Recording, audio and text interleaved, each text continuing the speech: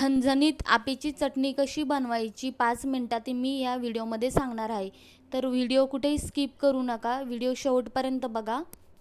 मी तुम्हाला एक secret tip सांगणार आहे. ही चटणी एवढी छान लागते ना खायला, मुलंही आवडीने खातील आणि मोठेही आवडीने खातील. आपे डोसा यासोबत तर अजूनच छान लागते. चॅनलला सबस्क्राईब केलं नसेल तर नक्की सबस्क्राईब करा. त्याच्यानंतर मी ते घेतले आहेत 3 मिरची, लसूण आणि शेंगदाणे. तुम्ही क्वांटिटीनुसार ठेवू शकता. लहान मुलं खात असतील तर हिरवी मिरची कमीच टाका.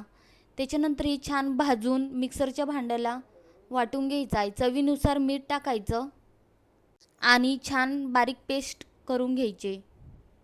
हवं तर तुम्ही इथे कोथिंबीर पण टाकू शकता.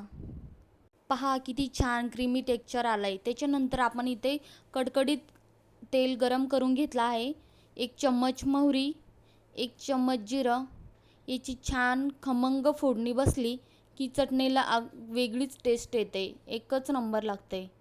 वाव, एकदम जबरदस्त. ही फोडणी छान व्यवस्थित मिक्स करून घ्यायची. ही चटणी तुम्ही गरम गरम आपे किंवा डोसासोबत खाऊ शकता. तुम्हाला ही रेसिपी आवडली असेल तर व्हिडिओला लाईक करा आणि अजून सोप्या रेसिपीसाठी चॅनलला सबस्क्राईब करा.